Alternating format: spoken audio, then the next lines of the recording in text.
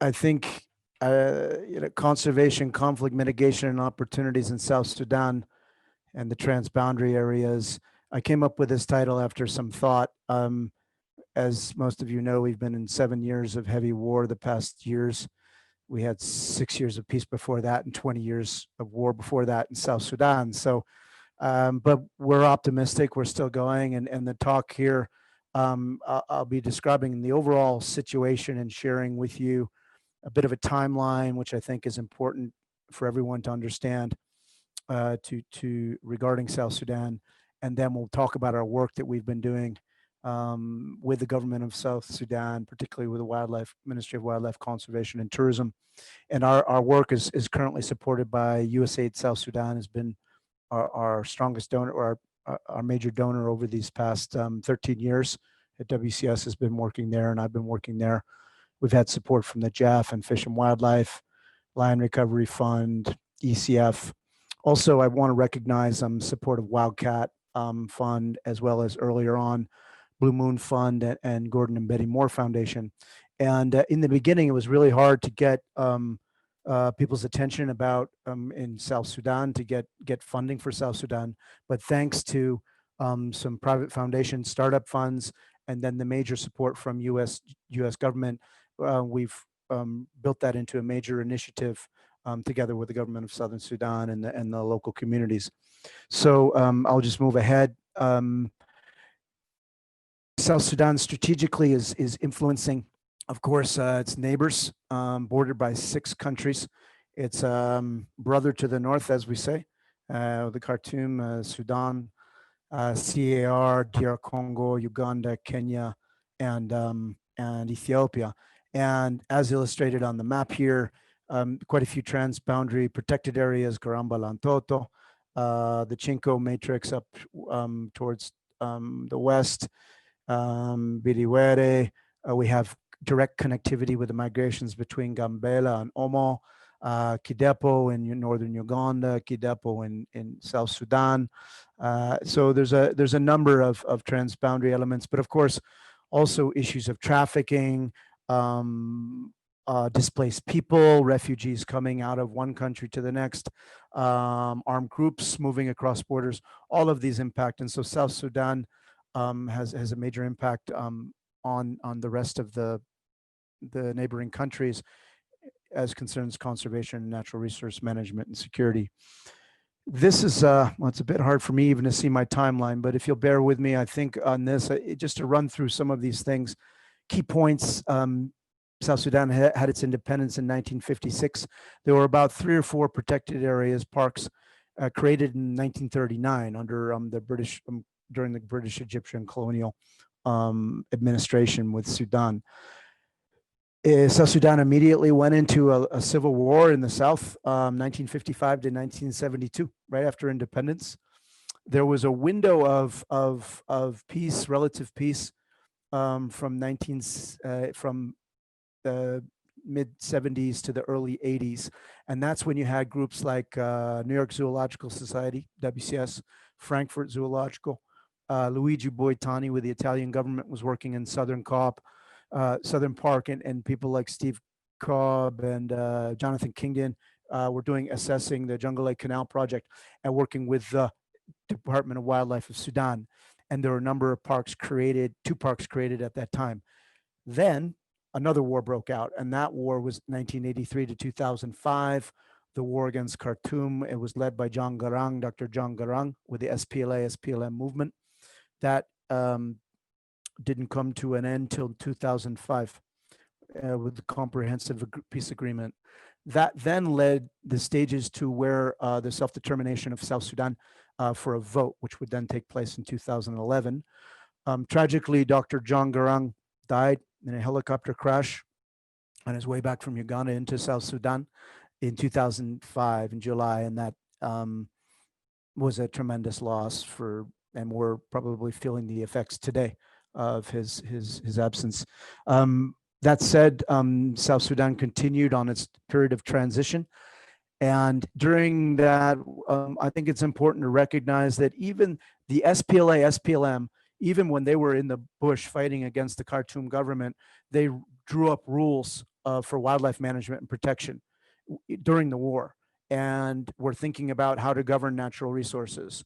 And so when they, with the CPA being signed in 2005, they then started rolling out different ministries, their policies, development strategies, and U.S. government was part of that, supporting it both before the CPA was signed and then continued with support on natural resource management and conservation. And WCS was invited to come back to the country in 2007, reopening our program when we had left in 1983, reopening and establishing our program with the government. South Sudan then enjoyed, throughout this period of 2006 up until 2011, it had, after independence, it had a referendum for independence. 99% of the people voted to separate from the North, as you can imagine. And in July 2011, South Sudan had its independence as a new country. And at the time, this presented probably the single greatest opportunity for integrating conservation and natural resource management in the building of a new nation. And unfortunately, throughout the course of 2012-13, local tribal tensions, some local conflicts, which we'll talk about further in Boma, and then higher level political tensions in mid 2013. The floor fell out with the outbreak of combat in Juba in December 2013. We were there. I think Chris Hamley was on the call. Chris was maybe there, maybe not. No, I think you were. Regardless, we were all under lockdown for under 3 days, heavy gunfire, with the fighting spreading out in 2013. Actually, Chris came in later for another event. But during this time, we had this. So the combat broke out, and this is really important to understand. A lot of people thinking, oh, peace has come to South Sudan now in 2020. Well, we've had 7 years of heavy warfare. It's spread throughout the north. It's affected the entire country, every single location, directly and indirectly, but mostly directly throughout. And then there was an attempt to bring the peace together again in 2016. That failed. Fighting broke out again in Juba in July 2016, and it spread throughout the country along the border with DR Congo and Uganda. So we've been living through this, managing through this together with our partners in the government of South Sudan, the local communities. And throughout this period, WCS, we've held fast in our sites, Boma, Bandingalo, and Southern Park. In early 2020, a ceasefire came together. The government of national unity was formed February 2020. But there are still armed groups in the field who are not part of the peace agreement, and there's also this reference to larger scale tribal fighting May to August this year. Tens of thousands of armed local community members moving against each other, the Dinka and the Nuer against the Merle, and so this is illustrative of even as the peace comes together and the government of national unity comes together now, and they are. It's going to take time, and there's a lot of horrific things have happened over the past 7 years of this South-South fighting. So thank you for bearing with that timeline, but I think it's really critical because the rest of the talk is going to be taking you through images, activities, which is on the backdrop of this socio-political civil conflict situation. Tremendous diversity in South Sudan. It even has some dense tropical forest down on the border with DR Congo in the southwest corner. We have a high altitude montane forest in the Imatong on the border with Uganda. And then as you move north, you get to the west of the Nile, sort of an ironstone plateau, wooded savanna, breaking out into the open savannas. And east of the Nile, you have grasslands and woodlands, and then reaching up into the largest wetland in Africa, which is the Sud. Here, this is the edge. This is Boma towards the Ethiopian plateau. stretching down into Bandingalo National Park, north towards Jungle, up towards the Sud. Um, this is probably this is the largest savanna system in East Africa. It's 6 times the size of the Serengeti intact ecosystem. Meeting up with the Sud, with the Nile, the Blue Nile, the White Nile rather, which then meets up with the Blue Nile coming down from Ethiopia towards Khartoum. The stretching in from Uganda all the way up to the northern part of South Sudan, with the Sud wetlands still very much intact, but impacted by oil exploration, which we'll talk about. The Imatong Forest Massif, one of the more spectacular places one can find in Africa, and diverse. These vast areas of southern national park, wooded savanna, and these are the grasslands within southern. So from a wildlife perspective, so the habitat is largely intact, as you can see by those photos. That's an artifact of the long wars. There hasn't been much development during the long war. There is, with the SPLA against Khartoum, 1983 to 2005, these habitats remained intact. The fighting was in and around towns. People left South Sudan. Very little development happened. The wildlife, of course, was directly impacted during all these times. The migratory species like the white-eared kob, we found when we first did our surveys in 2007, and even throughout continuing with our work, that the migratory species populations remained intact, if not had grown. So our estimate, so this is the kob migration. Each and every, the dark flecks are males and the light ones are females. And this is just a sort of it's probably 5,000, 10,000, 7,000 spread across this plain in the Bandingalo Park. This is the Tiang migration. This is a separate migration. They meet up in Bandingalo Park. They're coming down from the Sud. This is a population, we've had estimates of about 150,000 Tiang that meet up, and they're more heavy-bodied, and that where you get scenes more like this, like you might get in the Serengeti migration. So it's a different types. With the kob, the white-eared kob, there's several migrations happening at once. With the Tiang, there's more or less one general movement. But this is what we call the mega herd. We've also discovered a couple of natural phenomena.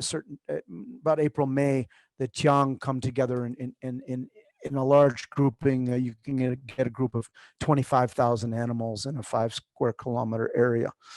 So these are the two movements. Some of you may be familiar with this. This is the Tiang movement. And this is a general. There's actually several movements here of white-eared kob, and then we have a local reedbuck semi-nomadic. We reckon this is one of the largest reedbuck populations in Africa, and there's also about 300,000 Mongala gazelle that move together with about 1 million kob, maybe more than 1 million, along with 150,000 Tiang, coming together down with 100,000 or 60,000 reedbuck.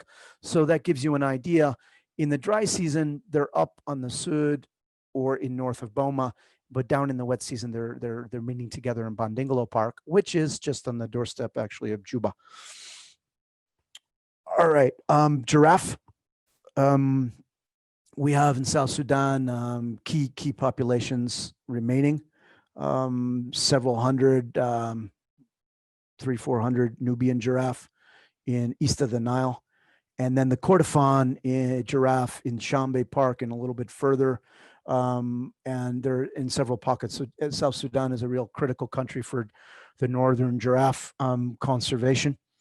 And from an elephant perspective, like like CAR, South Sudan was a major elephant range state.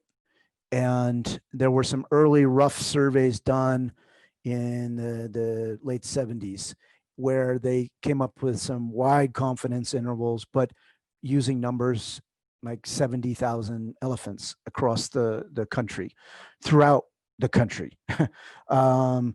And you had similar higher numbers in northern CAR, of course, and then you had the long, heavy poaching of the 70s and the 80s, which ravaged northern CAR down into northern DR Congo, into Garamba, Beliwere, and those areas. And they also, much of the elephant population west of the Nile in South Sudan was wiped out during that time. We've found over the years, elephants really occur, they're, they're in smaller populations throughout the country, with the exception of a couple of gaps. We estimate, well, we're planning on doing another survey, but through collaring surveys and so forth, we had estimated before this long war opened up the past 6 years that we had 2,200 elephants remaining, and we pretty much knew every group of elephants in the country. This is an example. This is of a group that we had found. It's a group of 300 elephants. So what happens in South Sudan is, because we call it landscapes of fear, the herds are larger, and then they'll move in large groups, and then they'll break up into smaller groups when they get into a safer place. Our colleagues from FFI and Bucknell did some camera trapping surveys in the past 10 years down in those game reserves in the southwest of South Sudan on the border with DR Congo, and confirmed forest elephant, as well as we've known about chimpanzees and bongo on the edge there too. So South Sudan is the only country in Africa to have both species of eland, the giant eland, Eland derby, mostly in southern park, and east of the Nile and Boma Bandingalo, we have common eland. Roan persist, and we also find that northern CR roan are species which, even though they're more sedentary, they can resist heavy hunting, and they seem to be quite resistant. So roan do occur in many parks. Endemic Nile leshwe, only found in the Sud, part of Upper Nile, and then Gambela in Ethiopia. We have we're hosting the Nile, protecting the Nile leshwe populations. Buffalo, common in many countries, uncommon in South Sudan because they're easily hunted. Before these longer wars, but they were hunted heavily in the long war against Khartoum, 83 to 2005. There are pockets with decent populations, particularly in some parts of the Sud, but former strongholds like Southern Park and even Boma Park populations, Southern Park, we haven't found any buffalo confirmed, and where there once were over 50,000. And but in Boma, there's still pockets of buffalo. So we'll talk more about strategy, but some of these usually common species were wiped out during the long war. This group of zebra was the last time anybody saw a group of zebra in South Sudan was in 2009 when I took this photo in Bandingalo National Park.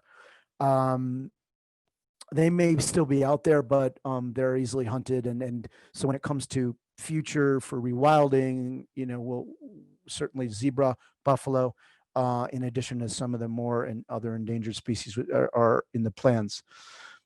Large carnivores. Lions, South Sudan formerly was the lion stronghold for Africa, probably. During the longer war, lions, the prey bases were greatly decreased. Lions populations greatly decreased, but the lions still occur in Boma, in Bandingalo. We've seen them in the Sud. They're probably in Shambe, but not yet confirmed in southern. Leopard, very common throughout the parks. Wild dog confirmations, we've confirmed them in Bandingalo and Boma. FFI had some camera trapping in Western Southern Park recently. Cheetah are hard to put your eyes on. Cheetah, this is one of the rare cheetah sightings we have in the upper left corner in Bandingalo, and so status of cheetah is to be assessed.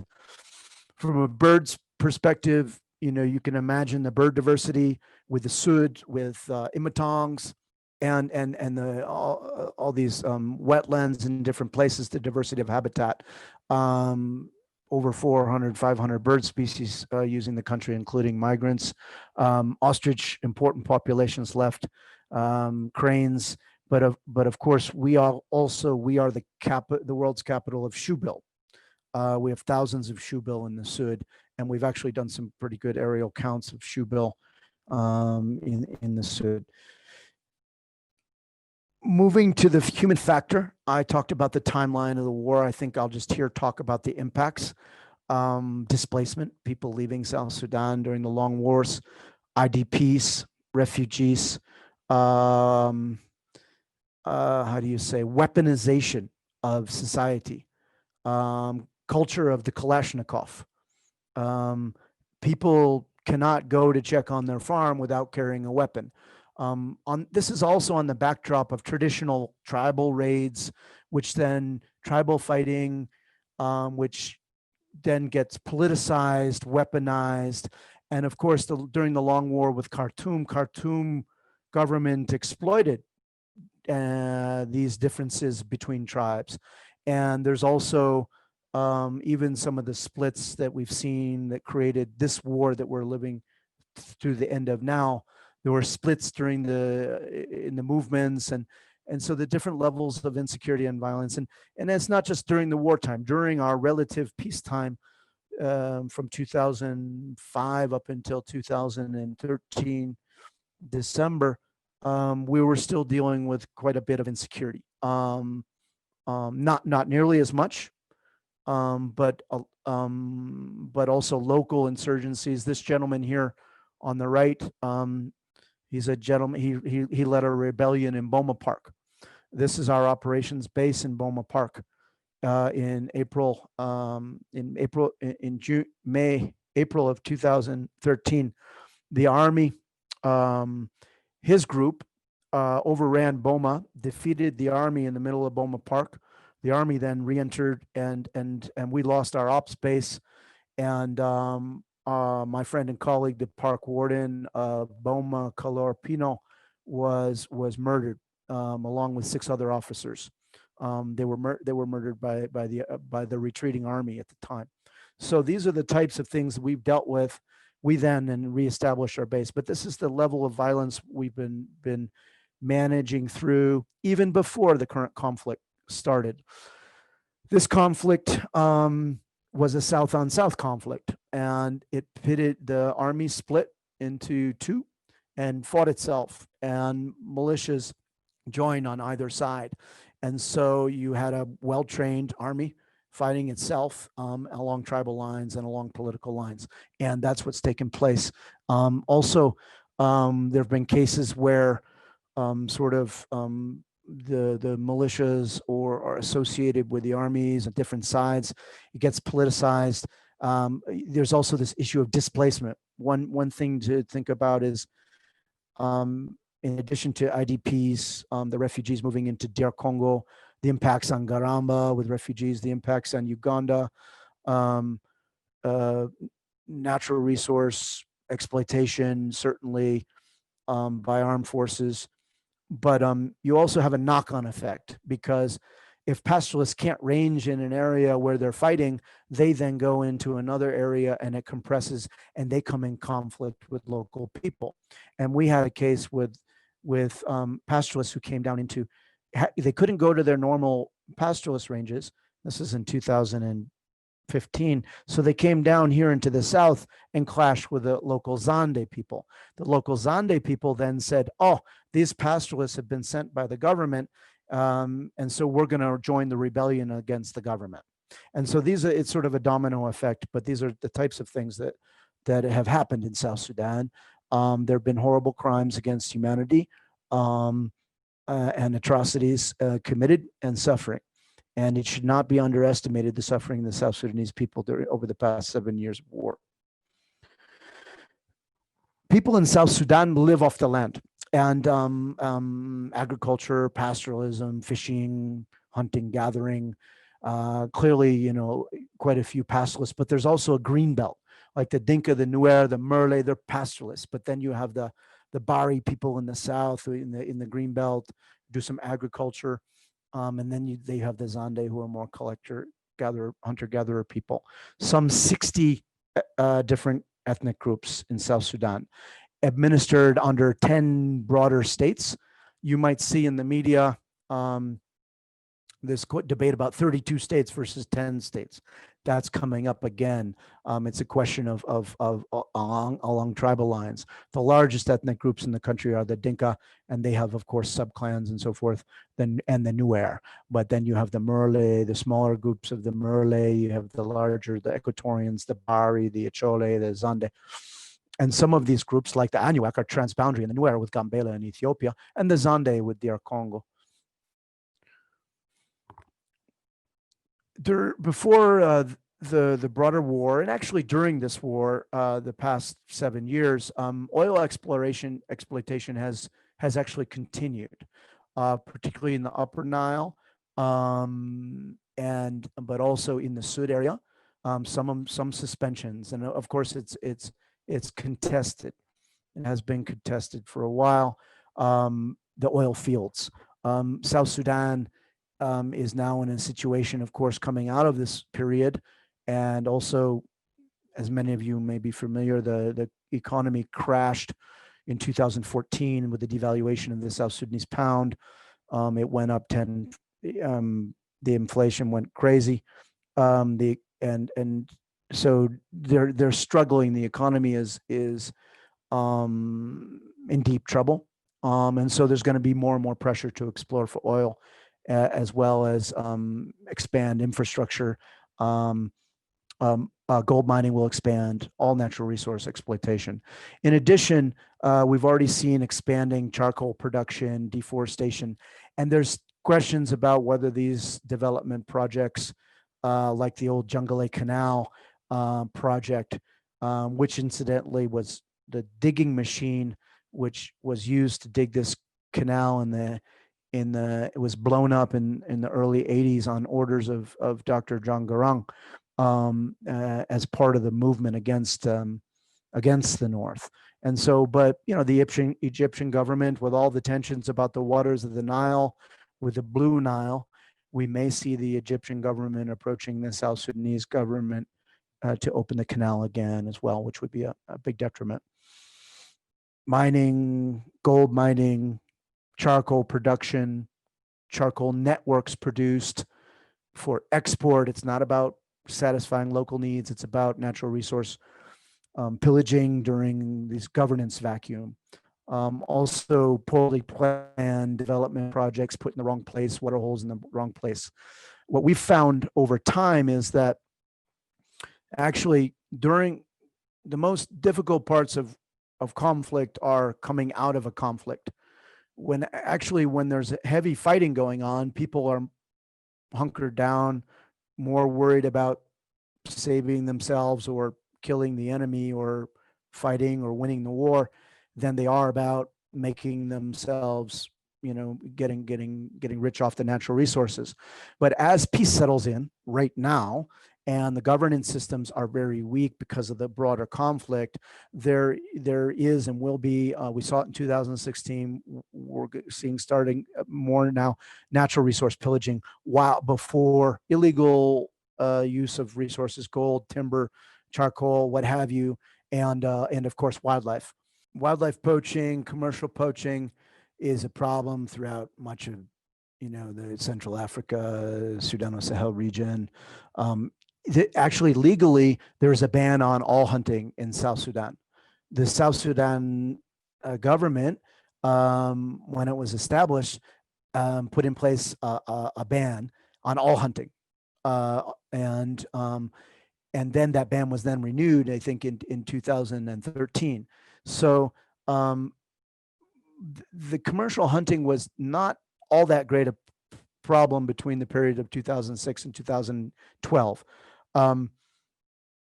It was seasonal, mostly related to migratory species, but often are involved also a bit of the armed forces. But the extent it wasn't, local communities would hunt during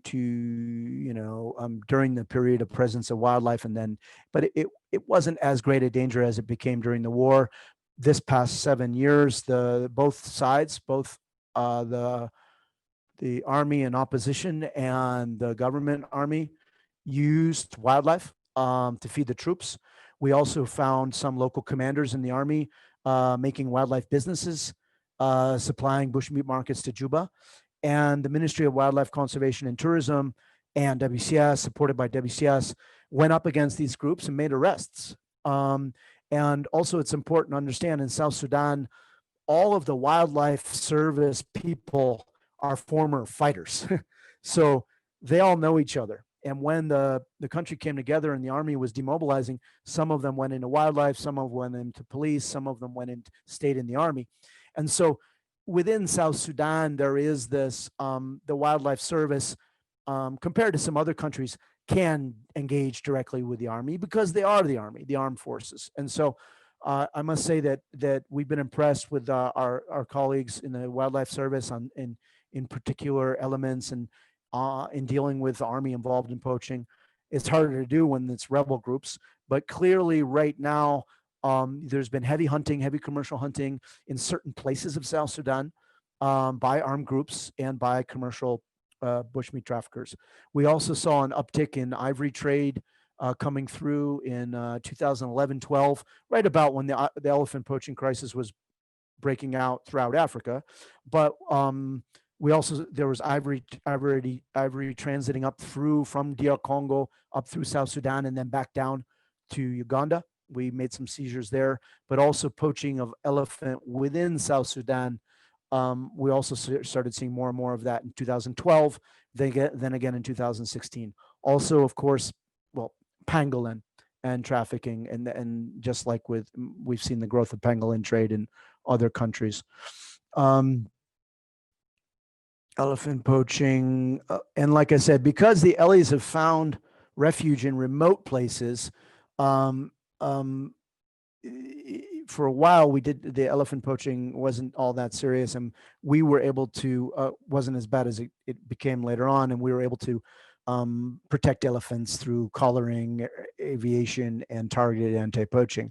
And frankly, they were naturally protected by the remoteness in the swamps and whatnot. What we found in 2016 and also 17, and probably we're anticipating now in the coming years, is because the location of the elephants is known by the armed groups. There'll be periods of weakness now to target elephants within South Sudan. So we're anticipating that and engaging on that. This is a heavy, dense slide, but I'll power through it.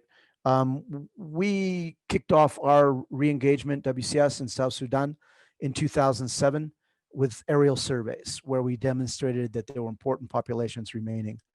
We then, with the support of government of South Sudan and U.S. government, we then parlayed that into a major funding initiative, funding for the Boma Jungle Equatorial Landscape, funded by U.S. government through USAID, as well as the other donors I mentioned. U.S. Fish and Wildlife funded our aerial surveys, provide critical funding, and other private donor foundations came in, and now with LRF and ECF. But we also had a big Jeff project to support Southern Park. We also engaged on transboundary dialogue with Ethiopia, transboundary engagement with Uganda, South Sudan, and then, of course, the DRC, CR, South Sudan. And South Sudan became a member of the EPI initiative. It's important to understand that South Sudan's position is a protectionist position. They're more like Kenya than they are like Tanzania.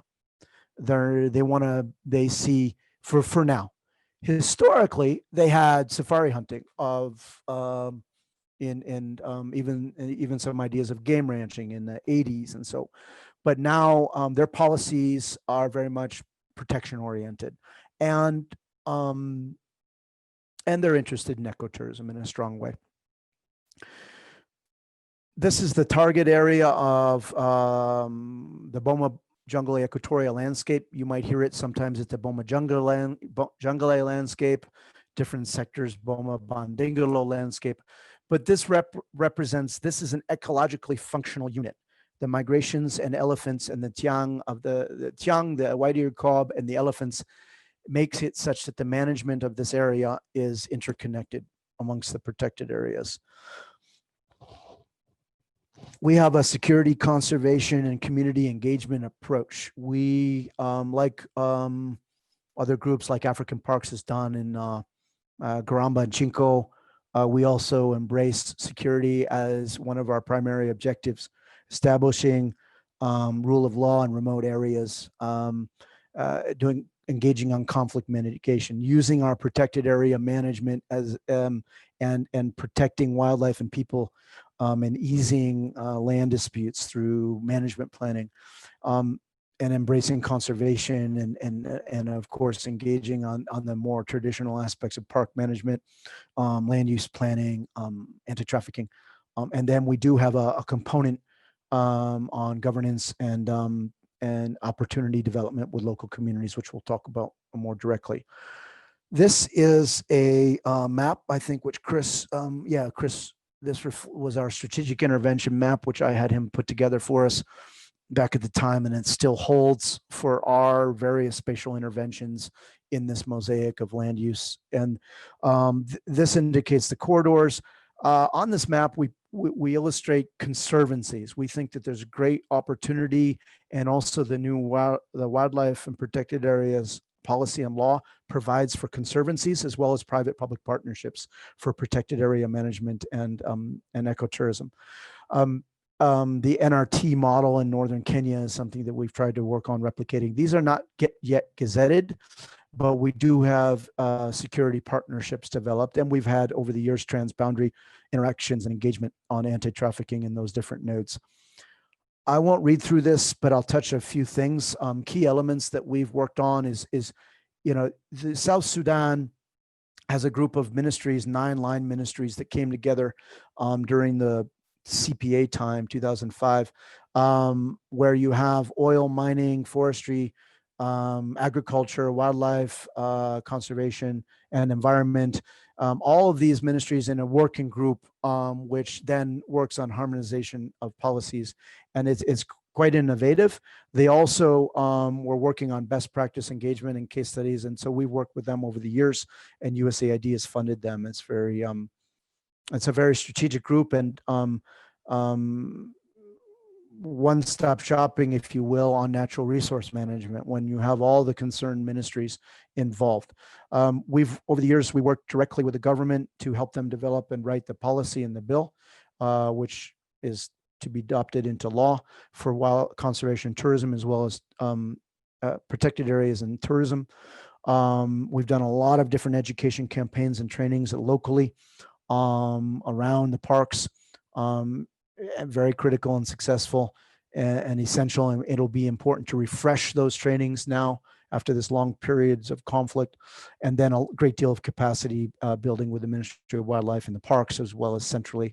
And as I mentioned, in South Sudan, there's a phrase that land belongs to the people, and tenure and governance, and there's going to be a lot of room for community engagement and legally, and so the conservancy model, and hopefully replicating an approach that similar to the Northern Rangelands Trust in South Sudan is certainly something which is a priority. Many of you will have seen, if you haven't, I suggest that you take a look at the different sets of media and conservation that we've used, employed together with the government of South Sudan. It was thanks to the media and the coverage that early on that we were able to generate further attention and raise the profile for South Sudan, as they call it, a game changer. We put South Sudan on the map, not just for the migrations, but for other areas. And media is important locally, nationally, internationally. Nat Geo has been with us a couple of times.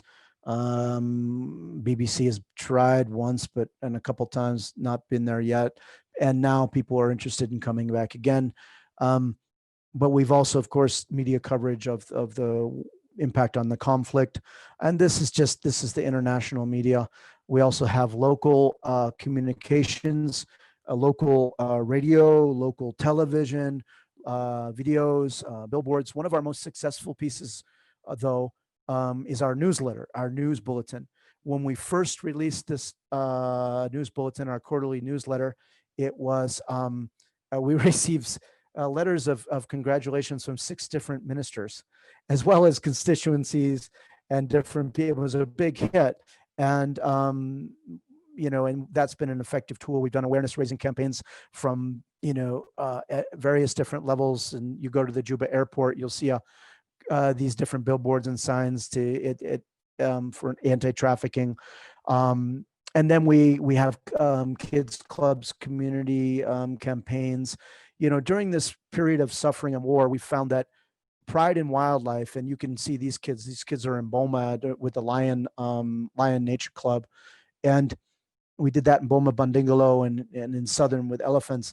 And during these past 5-6 years of warfare and the suffering, um, this is a source of pride, and you see it. People in South Sudan were always connected with wildlife because they're connected to the land, but even now it's inspirational. It's hope, hope and pride for the country, and that's been critical. And education and awareness is critical for our work with the government. COVID. So, as if life wasn't hard enough, South Sudan was just pulling together its peace process early this year when COVID hit, and we engaged together with the health departments and the park wardens. We have WCS internal protocols. Obviously, like most other organizations, we drew down our non-essential activities, but we maintained our core essential activities being anti-poaching support. Also, as permitting, we've also engaged on community awareness on COVID-19, outreach, education, both in and around Bandingalo and Boma, as well as Southern. And then we're, in addition to the response, and we continue to do that. And right now we've adjusted our action plans. We're doing more, allowing for more activities. South Sudan has not been hit as nearly as hard as South Africa, for example, or as hard as Kenya. It's quite remote. The rules have been, it's still quite strict right now. But of course, South Sudan has a very weak healthcare system. So there's a great deal of concern about what happens with COVID-19. Thus far, the impact hasn't been as great from what we can see as in other areas of Africa. I think more broadly, and this is part of dialogues and looking at how, our work in conservation landscapes and detecting and preventing, first of all, preventing future outbreaks of emerging diseases, Ebola or SIV, HIV, and then preventing any zoonosis outbreaks. And so we're developing strategies to work on that. And WCS has a strong health program, and so we're looking at doing that not just in South Sudan, but throughout all our various protected area engagements in Africa.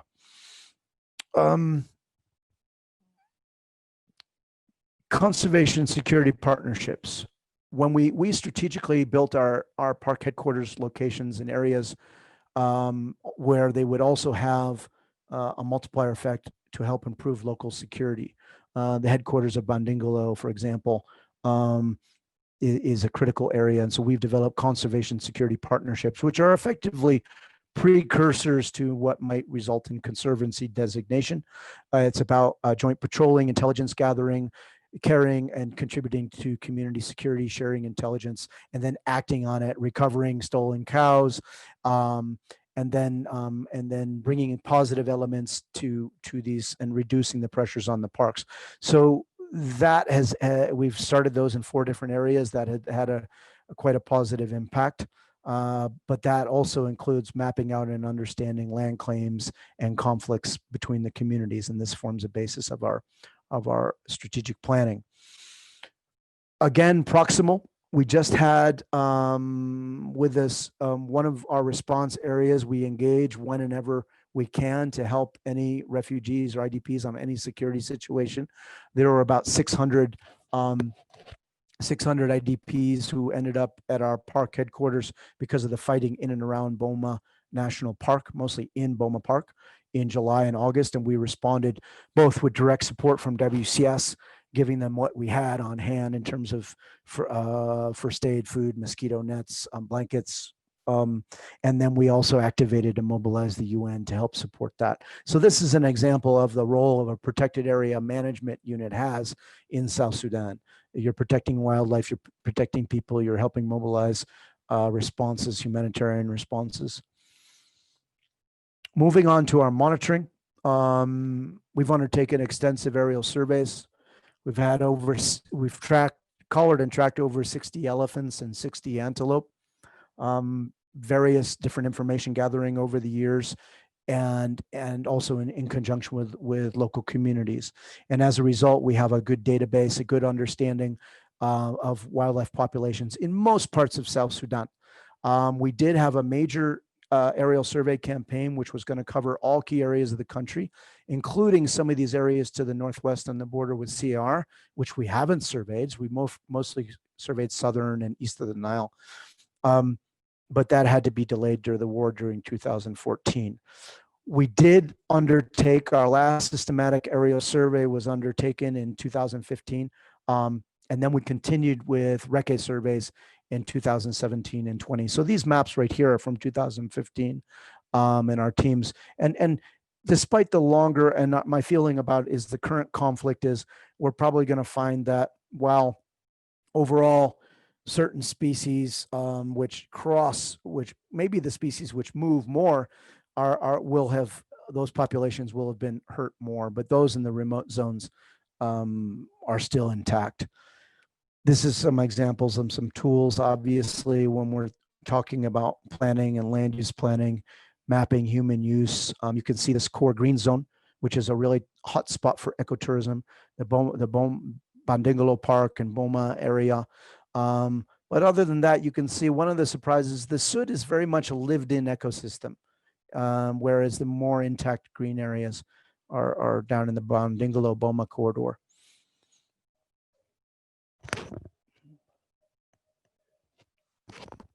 Ethiopia-South Sudan transboundary. Color data shows that these cobs move from Boma down into Bandingalo during the wet season as the rains come on. Also, African Parks and the Ethiopian Wildlife Authority put on some collars in Gambela, and this arrow here comes from their data, and that shows them coming down here from Gambela on that side. And that's our Chiang arrow here. And we also have some other elephant movements. You'll probably notice in this talk, I don't have any elephant locations or movements on the maps just for elephant security reasons. We have developed a bit of a roadmap for park extensions, conservancies, additional areas to be surveyed as a result of proposed, you'll see we've proposed, this has actually been adopted by the ministry, almost a doubling of the size of Bandingalo National Park. Shambe National Park deserves a big extension to the north for elephant and giraffe conservation. Southern Park probably could be extended as well. So these are the types of things that that have come out of this research and are being considered. Oh, this one here, for people who are familiar with the Alemi Triangle, which is the contested area. Well, it's the area that was owned by Sudan, but administered by Kenya. And now it's a little bit contested in the sense that this is on the Kenya maps. You have a dotted line on this, and on the South Sudanese map, it's dotted line here. So this is a contested area, and this is a semi-arid ecosystem of tremendous interest for conservation, and it could act as a bit of a peace park for creation there eventually. A little bit about land use planning and conservation, road mapping, road planning. I must say that oil extraction, you know, I think it was Dr. John Garang who said, okay, you know, basically the oil is finite. The oil will finish one day. And so the South Sudanese ethos of natural resource management and diversification, yes, definitely they want to exploit the oil. But of course, when we were rediscovering the wildlife migrations, South Sudan is very much interested in diversifying their economy. They understand what ecotourism is. They've been to Kenya, Uganda. They understand what this means to GDP. Also, a willingness, because there's not a lot of well-established infrastructure. Roads can be moved. Responsible oil concession management can be required. And so these are the types of things that have been done over the past years and hopefully will continue to be done. Even in 2015, even during this current conflict, the government of South Sudan at the highest levels made a very good decision about not allowing a road to go through Bandingalo National Park. They wanted it to go around. And so there's a strong base of principle for environmental management here in South Sudan. And of course, these maps illustrate the oil potential and the mining potential and the grids. There's a very good mining law in South Sudan. The Ministry of Environment also has quite strong policies governing environmental impact assessments. And so good governance in the oil sector and mining sector is an area that needs to be, frankly, just required and supported. Expansion these past years in conflict, charcoal exploitation pressures, also for export, not just for local use, illegal logging happening. This just illustrates some of our protected area management planning. We've got a plan for Bandingalo. It was then updated in 2015. Our original plan in Boma was then updated in 2015. But these plans have yet to be gone through a consultative process due to the warfare. Protected area infrastructures. The current Minister of Defense, along with a lot of the local community, several ministers here, were opened the HQ of the Boma Park headquarters in Yat, together with the U.S. ambassador in 2012. The Minister of Defense at the time was the governor of Jonglei State. Here also is the opening of the Bandingalo headquarters. The government representative for Central Equatoria at the time mentioned, well, this is great for wildlife, but this is going to be even better for securing the local communities. This is an illustration of strategic placement of where we've built infrastructure. Not all of these posts have been built, but that's where we wanted to build them, and we'll reestablish them here. We have operations bases in some sections of Boma and Bandingalo. When the combat broke out in 2014, there was just a lot of infrastructure which couldn't be built. And now hopefully things will get back in line and we'll be able to continue with those plans. Southern Park also, we were able to supply some infrastructure there. WCS does not have a long-term commitment to Southern Park. No other NGO partners were coming to help the ministry at the time in 2010, so we accepted to come. We had some Jeff funding. Right now, we're not going to really be able to continue much longer in Southern Park due to lack of funding, because we had some Fish and Wildlife funding. But so we're hoping some other partners will come in and some donors into Southern. But our long-term focus is on Boma and Bandingalo and the Sud. I think this is illustrative of our various efforts on anti-poaching, full chain law enforcement, aerial surveillance, ground patrols, vehicles, operations, trainings. We developed anti-trafficking approach in response to the broader trafficking rising. There's Ophir Drury came and launched from Laga. Many of you may be familiar with Eagle Network. We have directed trainings on a Laga approach in some ways. Some of that has worked. Other has been more problematic, particularly getting legal prosecutions. It's always troublesome. We have a very effective anti-trafficking sniffer dog unit, 2 Belgian Shepherds. The Maisha company helped us out and did some trainings. It's probably one of the better things that Maisha has helped us with. And that sniffer dog unit, those are WCS dogs working in a joint ministry WCS team for anti-trafficking. Direct support, infrastructure, mobility, vehicles, radio systems, extensive trainings for park rangers, law enforcement monitoring, full gambit, full comprehensive training programs, Boma, Bandingalo, as well as Southern over the years of various iterations. I think this is illustrative of the growing pressures and trafficking through South Sudan. This seizure of ivory was coming from Kampala on Air Ethiopia bound northward and was seized. I think it was about 300 kg of ivory in July of 2006 or June of 2016. And Sam Wasser and the team then tracked that. So apparently this ivory was leaked from the Burundi stockpile. So it was in Burundi, which was from elephants poached in Tanzania, in the Burundi stockpile, trafficked to Uganda, then came and were arrested in Juba.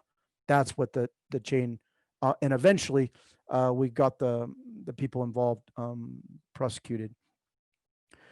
Bushmeat trends, as I said, very important with the expansion of the fighting.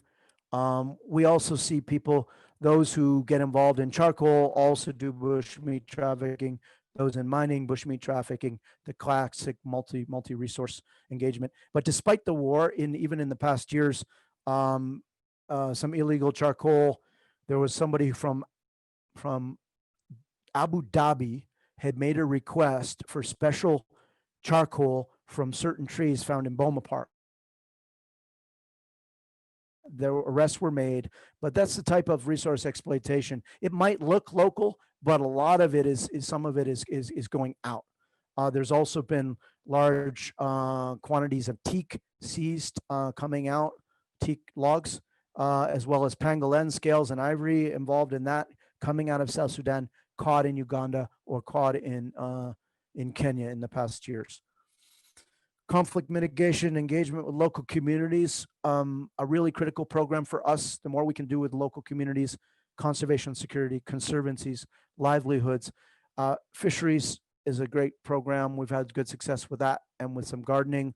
But of course, these big ticket, low volume, high value products like shea butter, which is used in cosmetics, which we call lulu. There's great shea forest in South Sudan in bands. There's also gum acacia, which is in Coca-Cola, and organizing cooperatives with local people to do sustainable harvesting of that. There's also wild coffee grows on Boma Plateau.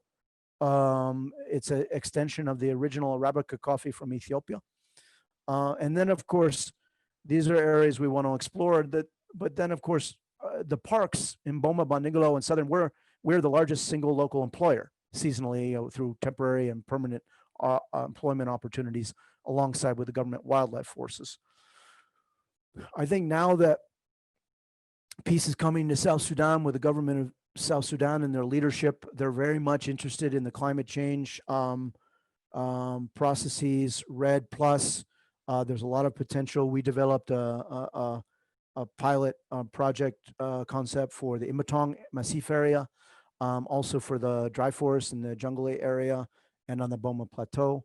There's also room for improved grazing management in relation to climate change and conflict mitigation, and of course the Sud ecosystem and wetlands and peat, and there's probably good opportunity for a green climate fund project in the Sud, for example. Now we come to tourism. I think you've seen some of the potential tourism products in the maps that I've showed you and the images.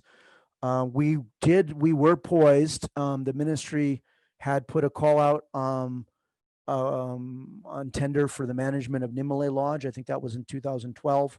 They were also in dialogue with a couple of private tourism, high-end tourism companies out of East Africa for Boma and Bandingalo parks. Before the war broke out and disrupted that. We were doing rafting tours on the whitewater rafting tours down from Nimale down to Juba, just like they do in Uganda. That was being done in 2012.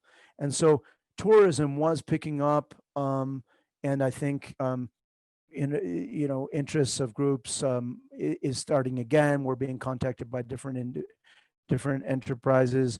It'd be great if Wilderness Safaris got in there. I think Neil is on this call. There's a lot of room for tourism development, ecotourism, and cultural tourism in South Sudan. Security can be managed. The whole country doesn't need to be stable in order for a tourism visit to one part of the country to be undertaken in a safe manner. South Sudan will have various forms of insecurity in different places. The broader insecurity will be stabilized, but I think progressive, forward-leaning, and intelligent.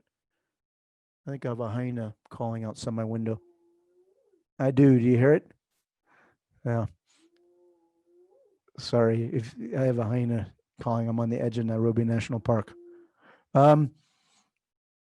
So the tourism um, potential is huge. Boma Bandingalo ecosystem, 6 times the size of the Serengeti. The migration is this, we say it's the second largest in the world, land mammal migration after the Serengeti. We just say that. It might be bigger statistically. It's just hard to prove it because cob are hard to count. Um, but it's clearly, but the Sud, the tourism potential is incredible. And, but of course, security concerns are very real locally, nationally, but they can be managed and security can be created. And it's clearly the government is very much aware and very keen on ecotourism and cultural tourism. I have 2 more slides. They're kind of dense. I'll wrap it up with just sort of the highlighted words in terms of the way forward, because I think I've been pretty frank about the nature of the conflict. One needs to be frank, but also there's great hope and opportunity in South Sudan. And there's been failures in leadership in different areas. They all recognize that. Unfortunately, the country went the way it went. But the South Sudanese people deserve every help, all the help they can get from the international community, and so does the wildlife. And the natural resource management and conservation will be the building blocks for the country, and it can also help galvanize the peace process. We can bring together conflicting groups and talk about, all right, how do we secure these elephants in this area? We do it. We have done it. Protected areas themselves, the international community, donor community, the government itself, they need to see what the local communities already see, is they understand that the park, a well-managed park, is going to help our security, local community security. It's also going to help it such that things like ecotourism can happen and so forth. So it all has a multiplier effect. So protected areas as a backbone for security, as a backbone for the development in these areas. Endangered species protection strategies, engagement, focus programs, clearly elephant, giraffe, wild dogs. But if we protect it, they can recover on their own. I think there is room for some potential reintroduction. We see how rewilding, augmentations of buffalo and zebra, for example, getting some zebra in from Kenya, moving some buffalo within South Sudan, but a reintroduction of rhino. Unfortunately, there are no confirmed black or white rhino left in South Sudan. We can talk more about that if people have questions about it, but we've looked hard all these years, and despite what you may hear from different others, our professional opinion is that there's very little chance that there are rhino, but that doesn't mean that they can't be reintroduced. And so that could be part of the package, along with tourism, conflict mitigation engagements. These are the various approaches that I think are top priorities, which I already kind of talked about in the slides. Here, I think talking about climate change mitigation, these progressive engagements. This is, I think I started the talk saying that when we were working there in South Sudan, that this, building with the creation of the country of South Sudan, that was the single greatest opportunity for conservation and natural resource management in the building of a nation and green development. Now, the economy is in much worse shape. The pressures are much greater. The governance is much weaker, but it is still a tremendous opportunity. And with all the creative funding mechanisms we have now for incentivizing green development and green energy and climate change and carbon sequestration and adaptation, South Sudan can benefit from those mechanisms. It can benefit from also health approaches, integrated health approaches, on One Health or in and around, also the wildlife livestock health interface. The best way to work with very well armed pastoralists is to care about their cows and the health of their cows. They will become, protectors of wildlife through that. And the transhumance pastoralism issues. Many of you are familiar with transhumance pastoralists and the semi-nomadic pastoralists who come down. They come down from Sudan, into South Sudan, into DRC from CR. They come all the way from Niger, the Umbororos. They pressure the western part of South Sudan. But also in the eastern sector of South Sudan, you actually have some falata coming down into Gambela, as well as you have transboundary. You have South Sudanese pastoralists going into Uganda. Some of these tensions around the borders, and that's a critical area to work on. Integrating with the government and providing South Sudanese government appreciates data. When you can show a good analysis, they will listen as they appreciate empirical data. And so continuing to collect good data to inform policy and interventions. I think engaging on this multi-sectoral land use planning is going to be critical. Getting these corridors, getting the park extensions quickly established before it's given away to an oil company or India or a major agriculture area. And given the opportunities, there are trade-offs. And yes, the government needs immediate revenue from oil exploitation, but it doesn't want to lose the migration and ecotourism potential in the meantime. So if we make these cases early on and then mobilize the resources to manage, that's well justified. And I think that's also illustrated by the latter 2 points of hydro plants, planning, dams, all of these elements. South Sudan, maybe unlike some other countries which are more established in their bureaucracies and entrenched in their ministries, there's more of an open dialogue. And also the local communities have suffered a bit from oil exploration in the Sud, contamination of oil fields. And so best practice on oil management, placing the roads, and South Sudan deserves a sort of an incentivization of a green development strategy. And I think they will agree to it. From a security perspective, transparency, anti-corruption programs, and monitoring revenues are critical. And because that's also partly what brought the country into these conflicts. IMF, World Bank, others, bilaterals, multilaterals, the whole donor community, and in particularly the South Sudanese themselves need to require accountability on all these elements of natural resource management, and there needs to be transparent accounting. With that, I'll probably wrap up just saying, having worked in South Sudan, I was full-time 10 years in South Sudan as country director. Past 3 years, I still oversee South Sudan as one of five countries I oversee in the Sudan-Sahel region. So I'm still directly engaged there. And then having worked also in the Republic of Congo for 12 years before that, and in Cameroon 3 years before that, been around. I think South Sudan, despite all of these challenges, is still one of the most amazing places with some of the most beautiful, amazing people, tremendous wildlife, and engaging in South Sudan, it should be a top priority. It also has on conservation and natural resource management, security, development, all the sectors. It, of course, also has a multiplier effect on the neighboring countries with the transboundary areas. And there's a great opportunity for transboundary cooperations in conservation and ecotourism. And so I still, as much as I regret the suffering of the South Sudanese people and the wildlife and all the political turmoil and violence these past years in the war, I still think that South Sudan they have their opportunity again. We have their opportunity. I think it's going to be more difficult now than it would have been, but there's still a tremendous opportunity to stabilize and secure the parks and secure the wildlife and help make a sustainable future for the South Sudanese people based on a green development, conservation, and natural resource management approach.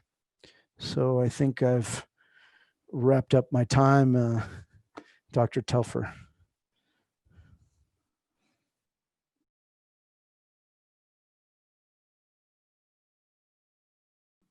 Thank you, Paul. On behalf of all of us, Paul, I want to thank you for an incredible talk.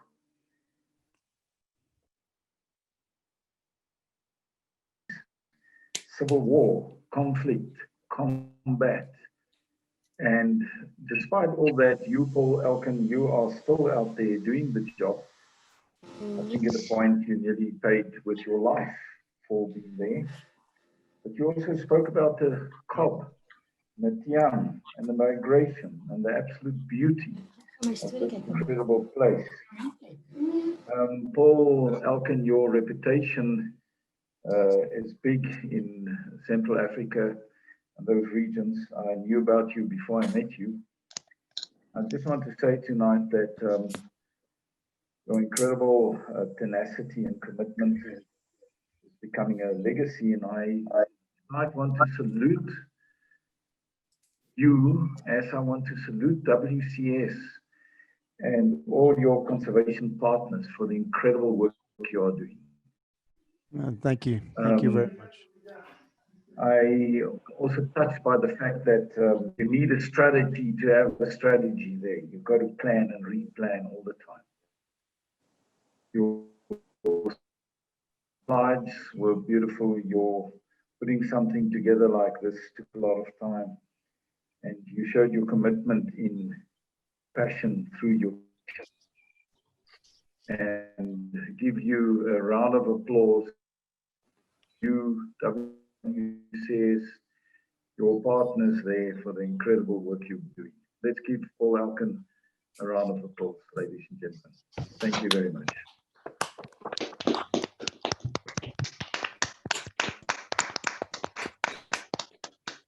Thank you. Appreciate it. Paul, Telfer, Rod Cassidy. You're muted, Chris. Nobody can hear you. It's a pleasure. Sorry.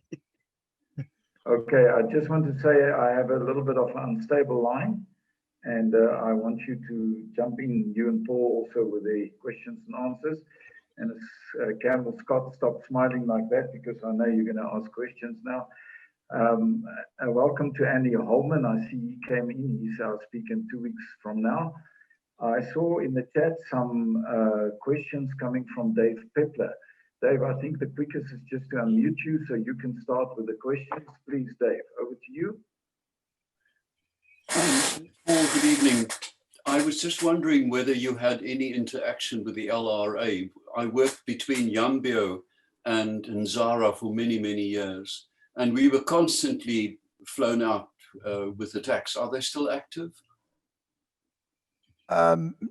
My first encounter with the LRA was in Juba during the peace talks when they were still in the Imatong.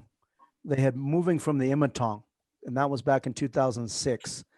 And Kony's representatives were there. So they, of course, the LRA, as you know, moved from the Imatong Massif, crossed the Nile during that time, 7-8, and then they moved westward, right, into the Yambio side. But then they got pushed down into Garamba later on in 2010. My interactions there was that there was fighting across, there was gunfire across the Nile in 2006 when I first there, and it was LRA.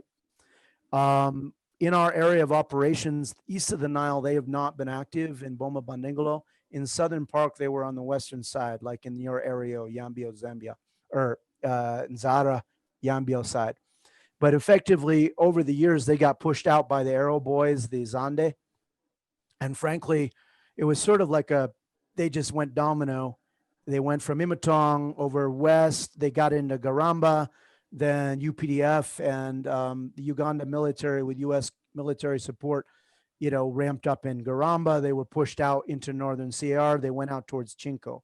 So they do occasionally come back along onto the Yambio Nzara side, but they are nowhere near what they used to be. They were last, USG closed up, but they were operating along more into CAR in the later years. And so right now it would be very rare to find them anywhere down that side. They're up in CAR, but then they dip down into DR Congo, into the Biluere area again. They're afraid of Garamba now. So they're still in the neighborhood, but they're no longer a real force to be reckoned with like they were back in the day. Very good question, though. Right. Yeah. And I have flown over My, LRA armed groups. They usually don't. I've just flown Oh. away from them. The second question, the Yambio and Zara area is catastrophically invaded by lantana. Do you find that in your neck of the woods that it's also an invasive species, because it's landscape invading in Yambio and in Zara? I mean, catastrophically. That's the It's a disturbance. Chromalena odorata. Is that the same one? Chromalina, both Yeah. Chromalina, but lantana is even worse. Okay. And it's a disturbance pioneer, which means that whenever you touch anything, they come in. And the roads, of course, are the main arteries of introduction. And I'm particularly worried about whether it's spreading towards the east. Yeah, no, it's not spreading towards the east. Of course, I know it from Congo, and bongo antelope eat it. So not everybody dislikes it. They take off the soft leaves on the top, but bongo will eat most anything. But no, but it is a problem more I think in the Ironstone Plateau area on that side, and so it would be around. Maybe it might be just west of the Nile a problem, like around Ye, but not east of the Nile, not yet. Thank you very much. Ian Redmond, I think you had a question. Am I right? You can just unmute yourself.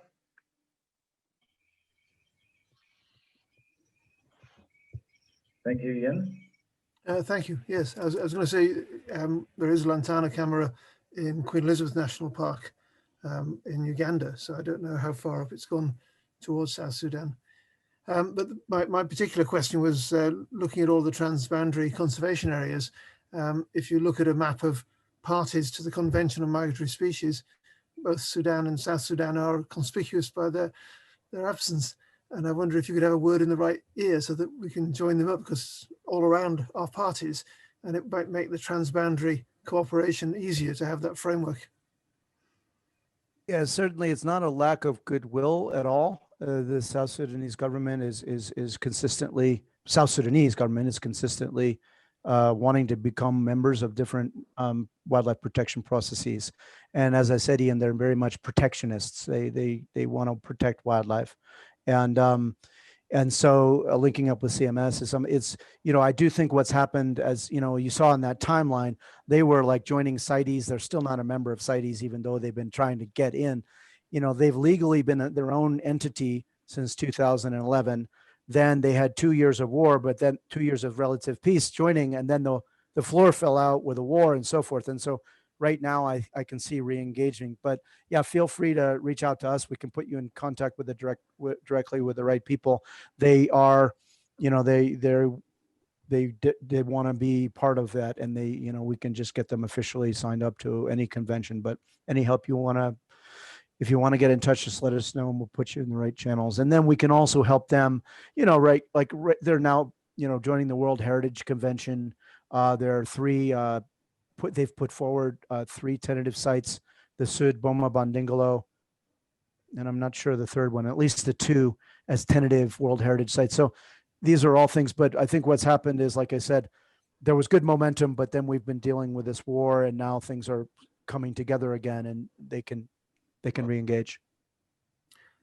Could I, if nobody's pressing to ask another question, the camera trapping of forest elephant, is that consistent? Is it 1 or 2 individuals, or is there a regular transboundary movement?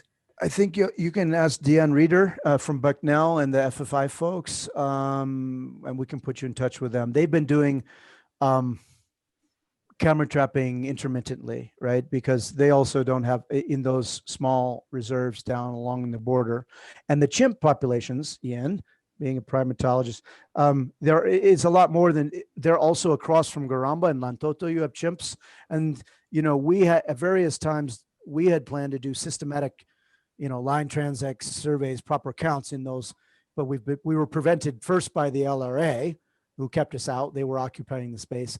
and then by these other broader wars. And so there hasn't yet been like a proper forest reserve survey with Transex and FFI. We were talking to FFI and Bucknell about doing that together, but they've been doing the camera trapping. So, but it's pretty consistent, but it could be the same group of elephants being rephotographed, but you can talk to them. We can put you in touch. They also released another paper just recently. It's been more, but it's more qualitative, not quantitative, but that's better than, that's already great news, right? So, Chimpanzees yeah. and forest elephants are both listed on the Yeah. conventional migratory species exactly for those transboundary areas. So we should talk. Yeah, absolutely. Thanks, Ian, and thanks, Paul. I think Camel Scott has got a question to be followed by the lady with the hat, Lorraine Titok. No, let's say I'm going to ask Lorraine to unmute, and then Colin, if I understood correctly that you've got a question. First Lorraine, then you. Campbell, then after Lorraine, Campbell. Thanks, Chris. This is a genuine question. I have been to North Sudan twice, and I lived in Kenya for 5 years. I am looking to relocate back to Africa. I'm actually not sure where, but this has definitely got me thinking. I want to know how easy is it to work with the government if you are not working for an NGO or something. I'm a filmmaker, photographer, writer, so I would need a way to, to go there longer term. How easy is that? Do you know? Thanks, Lorraine. They're open. There's a lot of private sector businesses as well as individuals who, some people come in working for an NGO and end up staying, opening up a business or what have you. So it's generally open. I think right now I would wait a bit. I would wait till, but it definitely within maybe 6 months from now or a year from now, they'll be more settled on where they are. Right now, they're really just coming together as a government, and things are a bit more strict now than before. And also it's been a war zone, right? Some of you may have seen there was a US journalist killed in the fighting. Just check, sorry, Paul Telfer. Yep. Hello? Yes, go ahead. Hello, can you hear me? So Lorraine, I think definitely it's usually operationally feasible, but I would wait a little.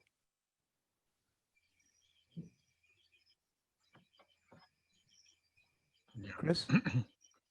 I think we've I think lost Chris is frozen. Chris is, seems to have interrupted the talk there by calling Paul Telfer, but yeah. Lorraine, did your question get answered satisfactorily? Yeah, I think we'll move on to Campbell Scott then. Campbell, how do you go? Great, perfect. You Thanks. have to unmute. Yeah, thank you. Thanks, Rod. Yeah, Paul, fascinating. I've been following your work for many, many years, and in fact, had a discussion about you at Paul Telfer not so long ago. So it's great to finally meet you electronically. Lots of questions, but I think really what I really want to know is how can one get in there? I do quite every year I do these exploration trips into remote parts of Africa, and is it right now? Can we get in there? Obviously, more focused on the eastern landscape. We like to walk and we like to be remote and be left alone. So it's really about who do we speak to, how do we get in there, and can this be done? This is a once in a lifetime type trip. So we want to go in there and go big or go home.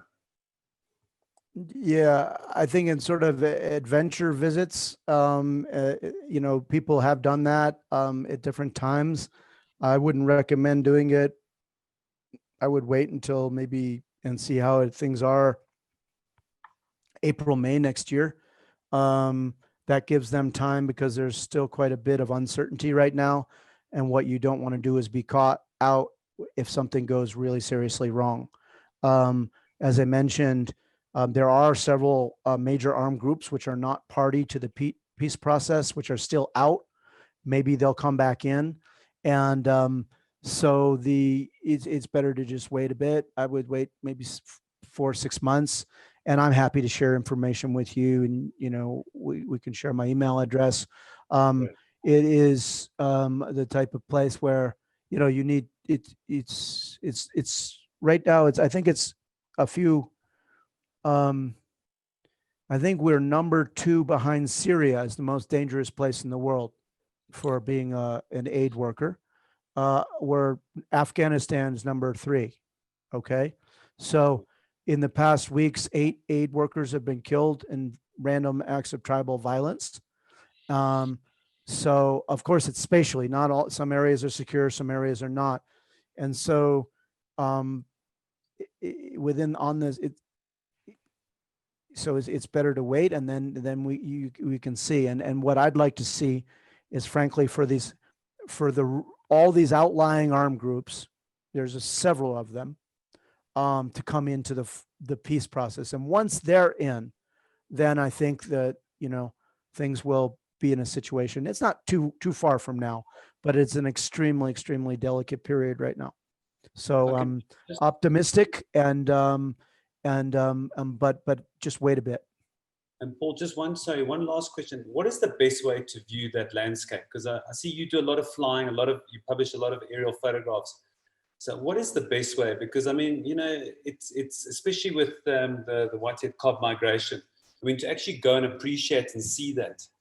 I mean, what is the best way? The cob migration is stunning from the ground as well, right? But of course, and there's a hill in Boma Park where we've earmarked for like a tourism outpost, whereas in the months of April and May, the cob are on their way down from the Ethiopian border on their way to Bandengalo. And, you look out and there's lions down there eating cob, and then there's 10,000, 20,000 cob streaming through. It's really seasonal, being in the right place at the right time, one can see on the ground. But obviously these are large landscapes. The wildlife is patchy, it's migratory. And so,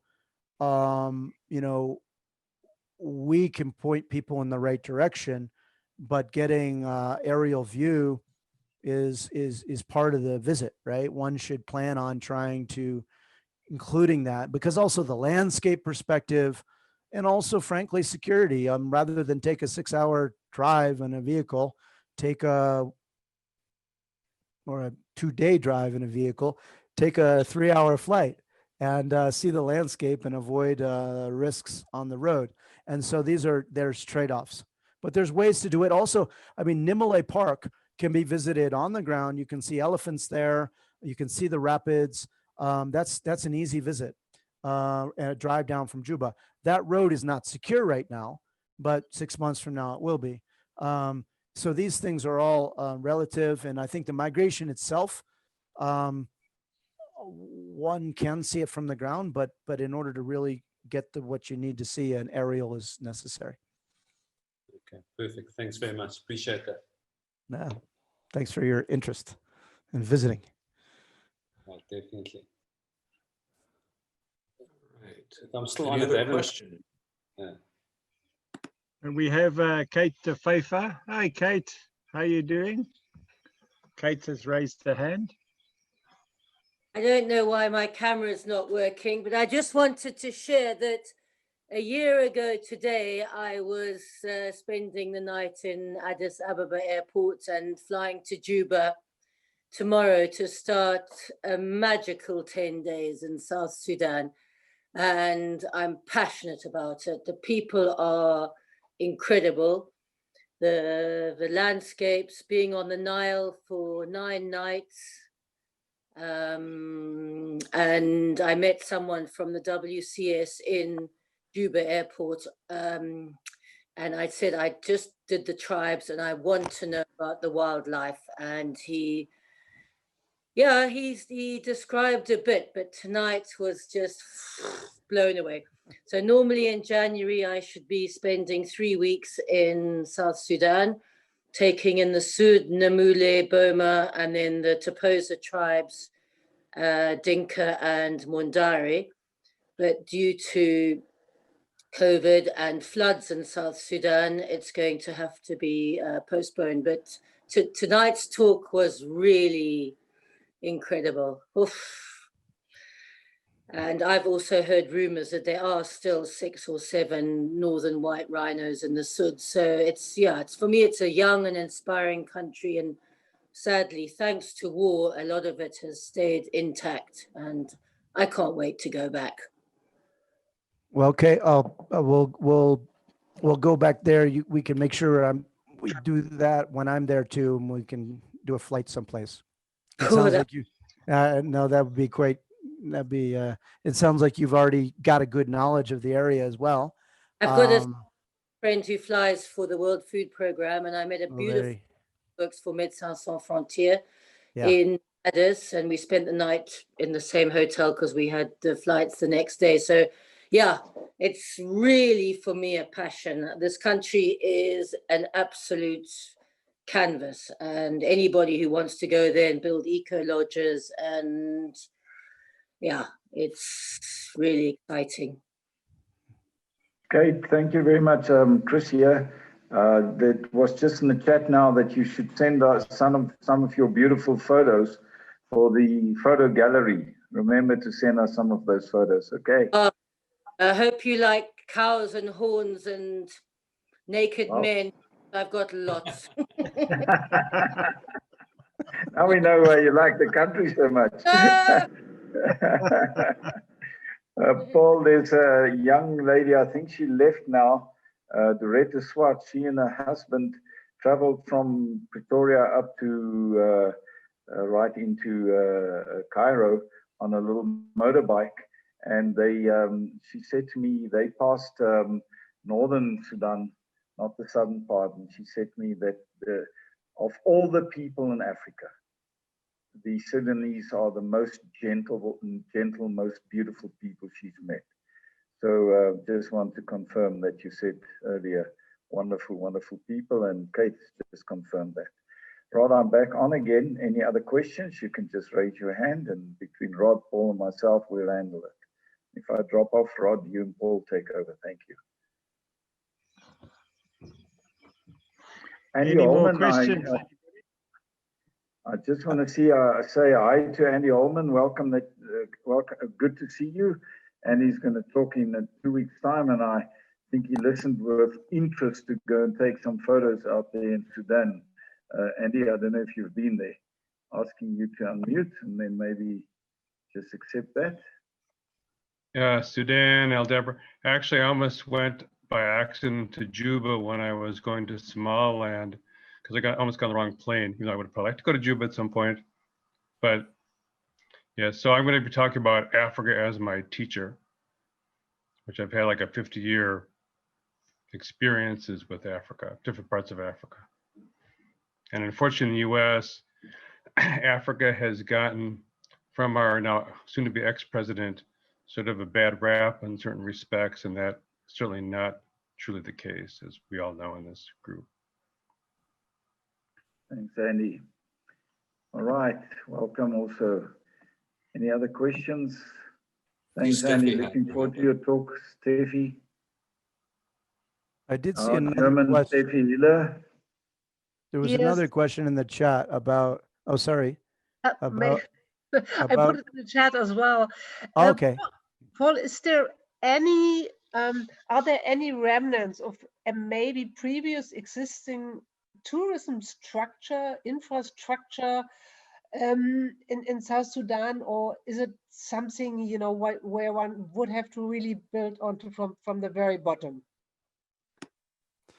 The natural product is all there, but the infrastructure for tourism needs to be built. So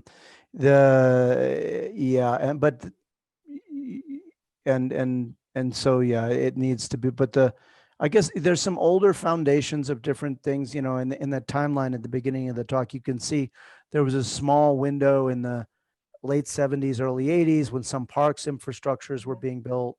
There was some tourist safari hunting. There was also some tourist visitation in different places. So the history, but the actual infrastructure itself has all been destroyed from 40 years ago, but I think, the opportunity with the Nile access, like river tours, boat, that can be easily arranged.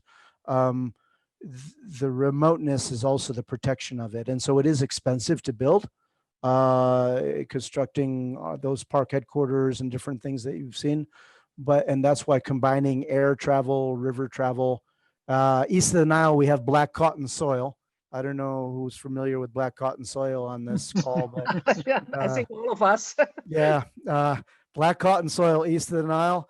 Southern Park, love to work in Southern. It's iron, it's laterite, right? So the Sud, it's a swamp. So there's a lot of logistical challenges, but that's part of the tourist experience. Yep. Thanks.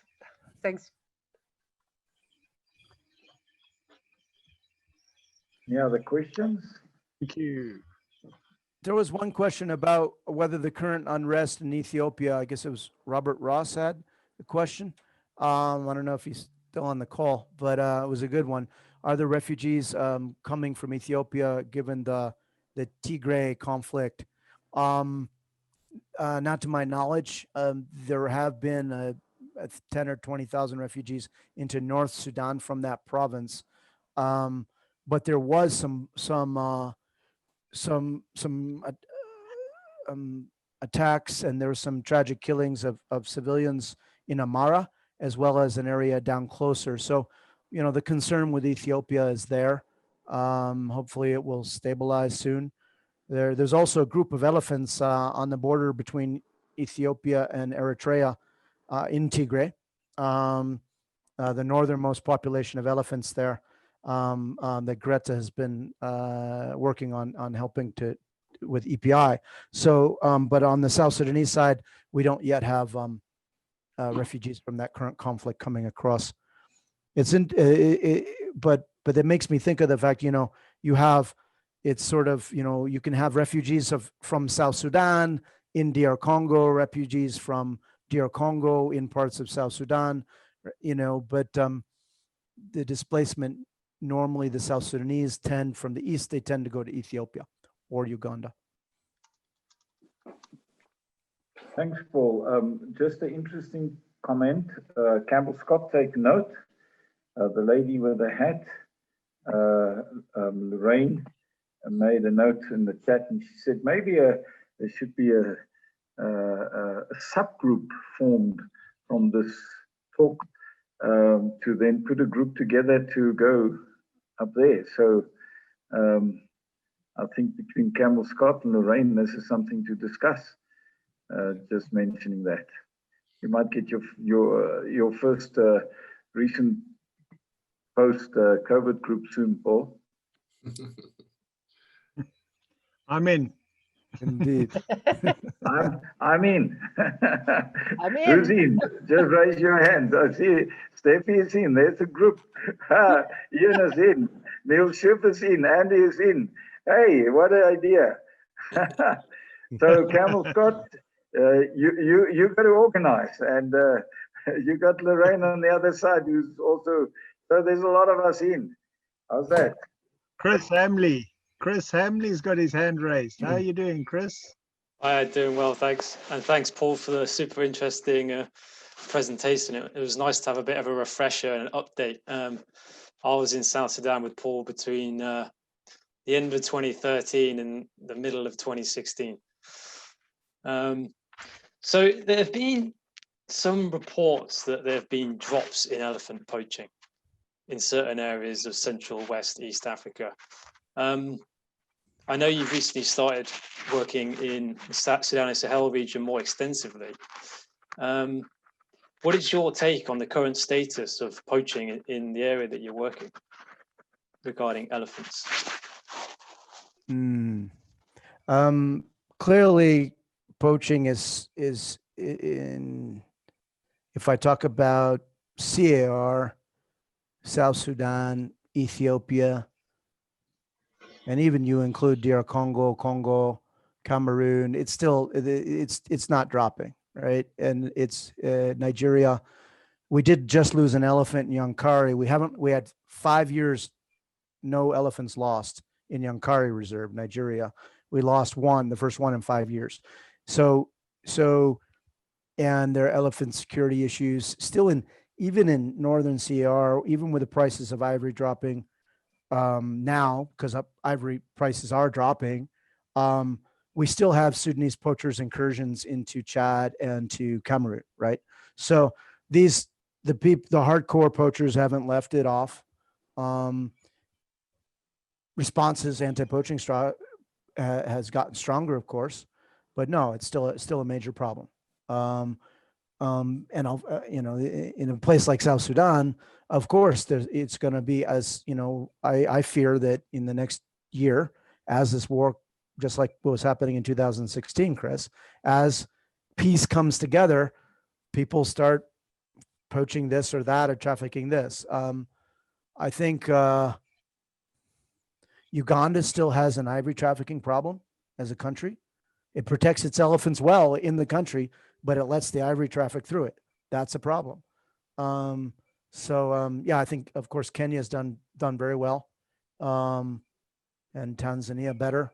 But no, there's still a major problem in the north and in the Congo Basin in Central Africa. Look at Gabon. Minkebe is still, they just seized 200 kg of tusks in southern Cameroon 2 weeks ago, right? Coming out of Minkebe.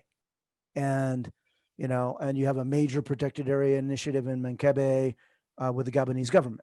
And yet they can't get that under control. So no, it's not at all improving. I think enforcement efforts are improving, but it hasn't solved the problem.